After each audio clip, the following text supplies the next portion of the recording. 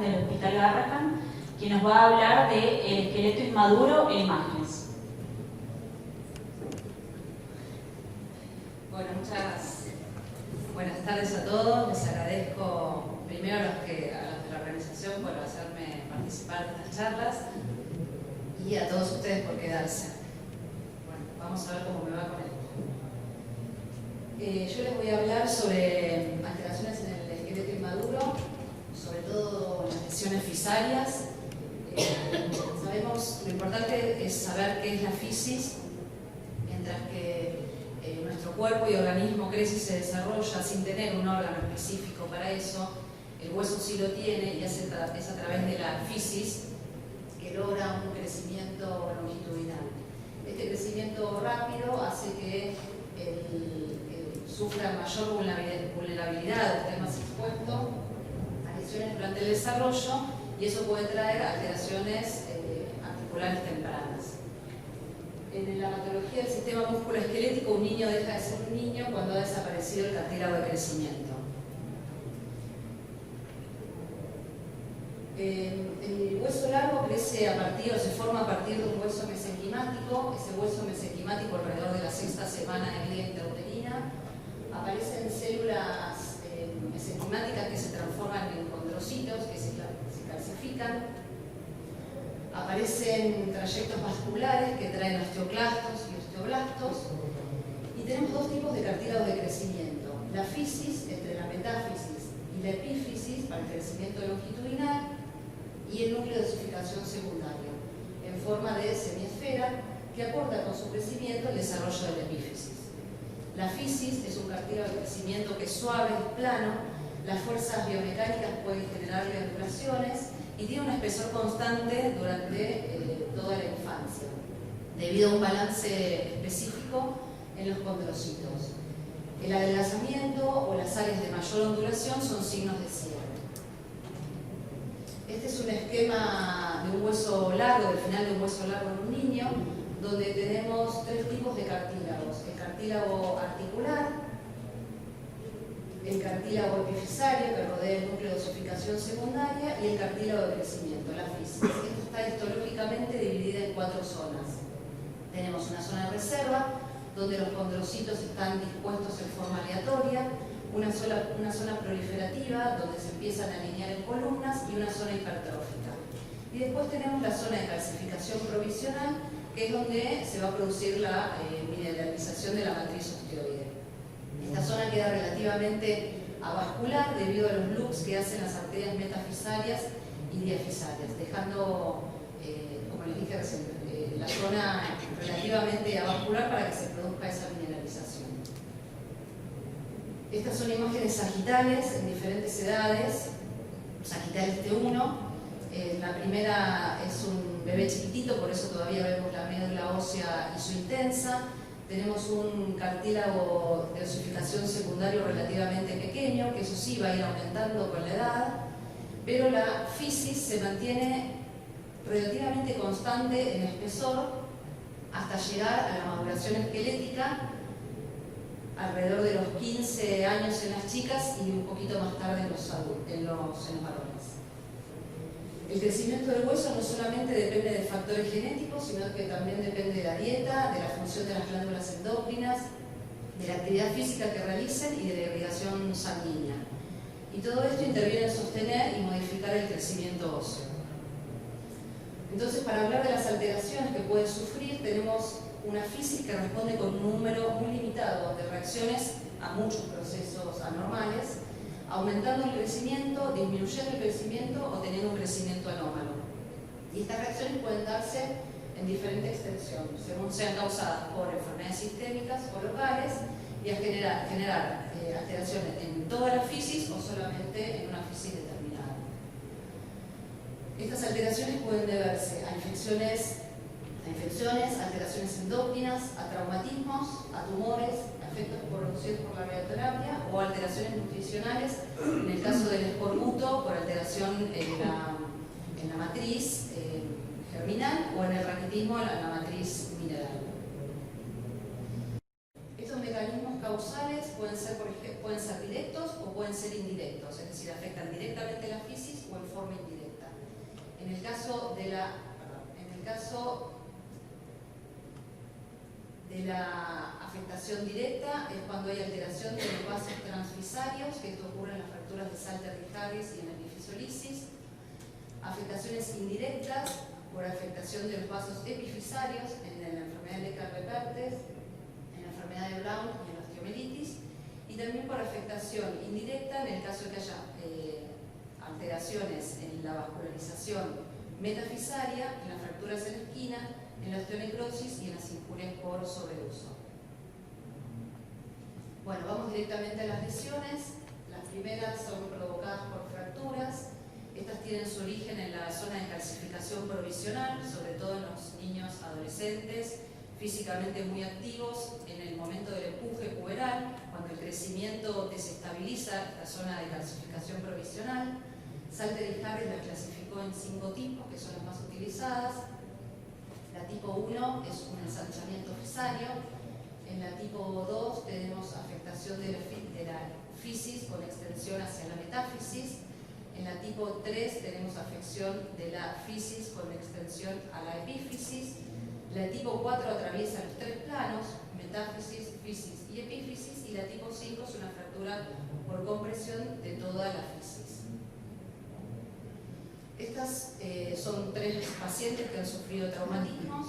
En el primer caso tenemos un paciente con un traumatismo en la muñeca, esta es una radiografía antero-posterior, donde es difícil establecer algún trazo de fractura.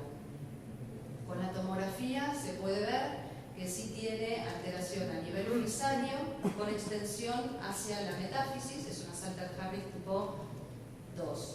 En el segundo caso es un paciente con un traumatismo de tobillo.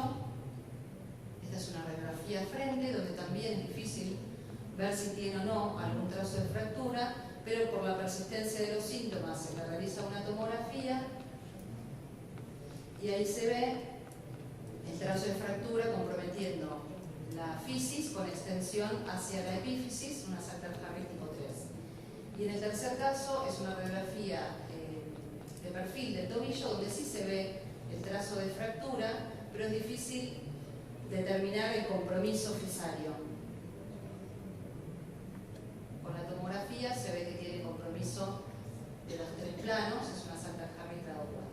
Entonces, si bien las fracturas inicialmente se estudian por radiografía simple, ante la persistencia del dolor y la ausencia de un trazo fracturario, es importante hacerles la tomografía. Hablando de fracturas, están las fracturas de la tuberosidad anterior de la tibia, clasificadas por Watson John Ogden. Les voy a mostrar solamente la tipo 4 y la tipo 5, que son las que comprometen la fisis. Se producen por contracción poderosa de los extensores de la rodilla, también en adolescentes físicamente activos. Y en el tipo 4 hay una avulsión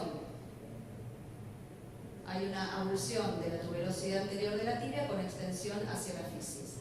Y en la tipo 5 tenemos avulsión de la tuberosidad anterior, extensión hacia la fisis y compromiso de la epífisis.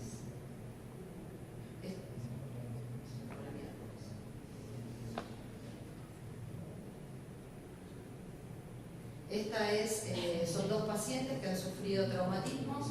En el primer caso tenemos un sagital T1 y un sagital T2 con saturación grasa, donde vemos imágenes que afectan avulsión de la tuberosidad anterior con extensión hacia la fisis. Y en el tipo 5 tenemos lo mismo, avulsión de la tuberosidad anterior de la tibia con extensión hacia la fisis y compromiso epifisario. En las lesiones por sobreuso hay un ensanchamiento fisario debido a traumas repetidos. Este es un control de un varón, es un jugador de fútbol, es un sagital, la imagen es un sagital T1, donde vemos ensanchamiento fisario en el sector posterior de la tibia. y con un control a los 2 meses donde ese espesor va disminuyendo, o sea, va mejorando y no aparece ninguna complicación posterior. Y hablando de estas lesiones por sobreuso, por estrés fisario, les quiero mostrar esta entidad que se llama FOPE, que es un edema óseo perifisario focal. Es identificada sobre todo en la rodilla de los adolescentes en el momento de maduración esquelético y probablemente se relacione con las etapas iniciales de la fusión fisaria fisiológica. Puede ser responsable de síntomas clínicos de dolor y el edema óseo es característico hacia la metáfisis y hacia la epífisis. No requiere procedimiento diagnóstico invasivo y tampoco necesita un seguimiento por imagen. Luego de las fracturas hay que evaluar las complicaciones. Una de ellas es la interposición de tejidos blandos. Hay que sospecharla cuando hay un ensanchamiento fisario de más de 3 milímetros y es importante porque aumenta en un 60% el riesgo de cierre prematuro. Este es un traumatismo de tobillo. Vemos en el atrapamiento perióstico, son imágenes lineales hipointensas en todas las secuencias y ahí se puede ver el periósteo introduciéndose dentro de la fisis. Eso va a retardar la curación ósea y puede provocar además también otra de las complicaciones que es el arresto fisario. El arresto fisario son puentes óseos que se dirigen desde la epífisis hacia la metáfisis. Estos puentes óseos pueden ser centrales, trayendo como consecuencia acortamiento del tiempo, y si son periféricos pueden producir deformidades angulares. Se estudian por radiografía simple y por resonancia magnética. En realidad lo importante es para establecer el área de compromiso y de acuerdo a eso el cirujano ortopedista se va a tomar una conducta a seguir según el área comprometida. Bueno, otra de las injurias directas al cartílago de crecimiento es la epifisiolisis. La epifisiolisis es considerada también una fractura de Salter-Harris tipo 1. Se produce por una alteración a nivel de la zona hipertrófica del cartílago de crecimiento. Y en este paciente de 12 años, con dolor en la cadera derecha, vemos que trazando esta línea, que se llama línea de Klein, que es una línea que pasa por encima del cuello femoral, debe interceptar la cabeza femoral en al menos un 20%. Del lado derecho vemos que esta línea, la cabeza femoral, se encuentra por detrás de esa línea, con un desplazamiento posterior de la cabeza femoral. Es frecuente en varones, alrededor de los 10 a 15 años, sobre todo chicos con sobrepeso. Puede ser originada por causas mecánicas y por causas hormonales también. Y hay varias clasificaciones según el grado de desplazamiento, según la estabilidad o según el ángulo hacia donde se desplaza. Y según este grado de desplazamiento podemos tener una etapa inicial donde hay un ensanchamiento fisario, un desplazamiento leve cuando es menos del 30%, un desplazamiento moderado cuando es entre el 30 y el 50%, y un desplazamiento grave cuando es mayor al 50%. En el caso de las alteraciones nutricionales, el escorbuto se produce por una deficiencia de vitamina C. Es una enfermedad nutricional que se ve cada vez con mayor frecuencia.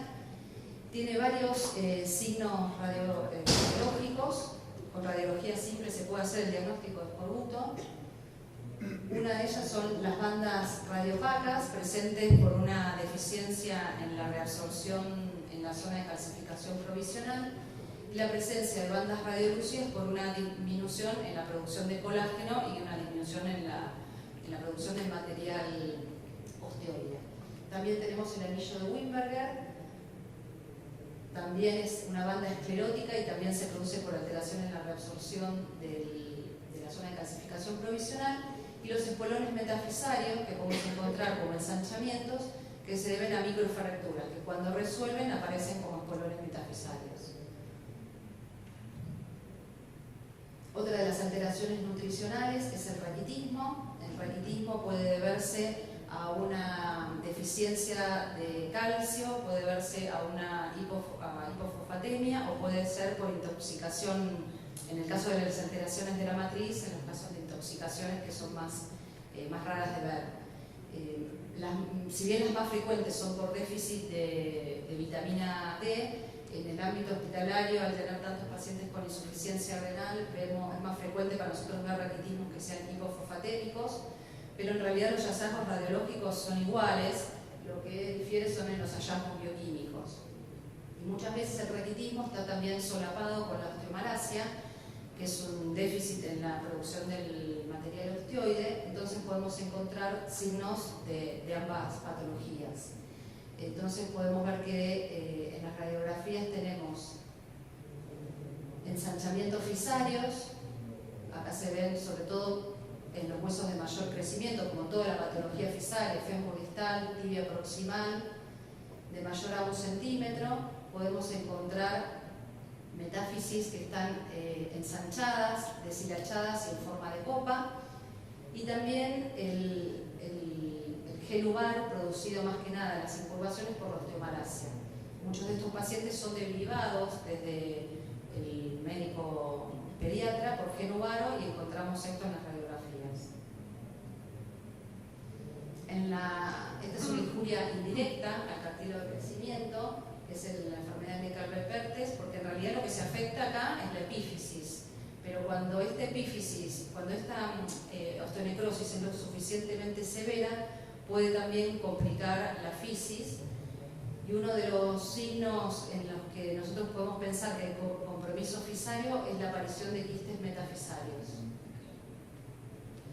Esta enfermedad de Pertes, una de las clasificaciones que nos va a hablar sobre el pronóstico de la enfermedad, es la clasificación de Herring, que se basa en la altura del pilar lateral, que es la que le da soporte a la cadera. Entonces, dependiendo si el pilar lateral está intacto, si está disminuido en un 50% o mayor al 50%, es lo que nos va a hablar del pronóstico de la enfermedad. Y esta enfermedad digamos, se diferencia en diferentes fases. Una fase inicial donde vemos aumento de la esclerosis de la cabeza femoral, una segunda fase donde hay un aumento del espacio articular debido a fractura subcondral de la cabeza femoral, una fase de fragmentación donde aparecen islotes densos y reabsorción del hueso necrótico. En la fase de reosificación, como es invadida nuevamente por vasos, estos islotes densos presentes en la fase de fragmentación desaparecen y comienza a formarse hueso trabecular nuevo, y dependiendo de eso, esta cabeza femoral en la fase final va a ir remodelándose y va a formar parte, o sea, va a tener una remodelación esférica o una remodelación plana, que es lo que más frecuentemente ocurre. Es importante estar atentos sobre todo a las primeras fases, porque cuanto antes se instaure el tratamiento, mejor probabilidad de lograr la esfericidad va a tener el paciente. Otra injuria indirecta es la tibia vara, que es la enfermedad de Blount. Es una osificación endocondral desorganizada de la porción medial de la epífisis y metáfisis proximal de la tibia. Tiene dos formas, una forma de inicio temprano, que es bilateral, que es la forma infantil, que se da entre el año y los 4 años, y un inicio tardío, que es la forma juvenil entre los 4 y los 10 años, y la forma adolescente en mayores de 10. Este inicio tardío habitualmente son unilaterales. Esta es una nena de 5 años que también consulta por gel uvaro, en donde vemos que hay una deformidad con un colapso de la epífisis, de la fisis, y afecta también la metáfisis. Los radiólogos tienen que estar familiarizados con los estadios de Langenskiol, que también son pronósticos. Dependiendo de la edad del paciente y de los hallazgos radiológicos, van a tomar el ortopedista diferentes conductas. Hay que hacer diagnóstico diferencial en la tibia vara, con la tibia vara infantil, que es una enfermedad fisiológica, es bilateral y de un engrosamiento cortical bilateral, sobre todo hay que hacerla en la forma de inicio temprano. Y a veces el diagnóstico diferencial no es fácil y solamente vamos a llegar a ese diagnóstico con el seguimiento y el control del paciente. Otra injuria indirecta es el cartílago de crecimiento a través de las infecciones, la osteomielitis. Bueno, ya se habló de osteomielitis, lo que les quiero mostrar es que en los bebés chiquititos donde todavía los vasos son transfisarios, puede haber afectación metafisaria, que es donde por lo general comienza la infección, con extensión hacia la epífisis y hacia la articulación, son osteoartritis. En el caso del absceso de Brody, es una osteomielitis que es subaguda, puede tener compromiso fisario también, y lo que tiene de característico el absceso de Brody es el signo de la penumbra, que es esa hiperintensidad periférica en T1. Y después tenemos la osteomielitis en el niño más grande, con afectación metafisaria, pero que la fisis ya a esta edad juega el rol de barrera fisaria, evitando que la infección se propague a la articulación. Otra injuria indirecta es la provocada por la radioterapia. Con la radioterapia hay una condrogénesis detenida, pueden verse cambios con radiaciones tan bajas como 3 Gray y alteraciones que se pueden ver después de los 6 meses de la exposición. No está claro si es secundario daño vascular, a daño celular o ambos. Podemos encontrar esclerosis a nivel de las metáfisis, con bandas radiolúcidas metafisarias, ensanchamiento metafisario y deshilachamiento. Esta es una niña de 6 años con un diagnóstico de rhabdomyosarcoma alveolar que recibió durante toda su terapéutica 5.000 miligray, 5 Gray. Y esta es otra imagen de un varón de 8 años con un diagnóstico de sarcoma sinovial, las dos, una imagen coronal T1 y un T2 con saturación grasa, es postquirúrgica. Este chico recibió 5.400 Gray y vemos un ensanchamiento fisario tanto del fémur proximal como de la tibia proximal, fémur distal y tibia proximal. Hay que hablar de las líneas de Park-Harris para no confundirlas con procesos patológicos. Son líneas radiopacas, inicialmente metáfiso-epifisarias, pero van migrando con el crecimiento hacia la diáfisis y están relacionadas con enfermedades crónicas. O sea, se considera el resultado latente de una situación de estrés. Y por último, la leucemia, los tumores. La leucemia, ya de por sí produce una alteración ósea en el turnover óseo.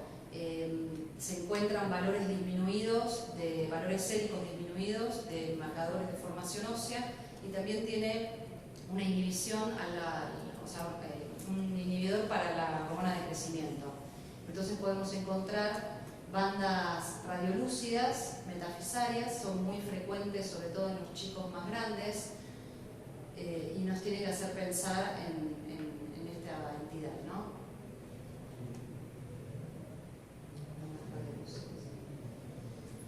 Bueno, recordar, la fisis es una estructura altamente especializada, permite el crecimiento longitudinal del hueso largo y por su alto crecimiento es muy susceptible a las injurias, tanto directas como indirectas. Bueno, muchas gracias por su atención y por su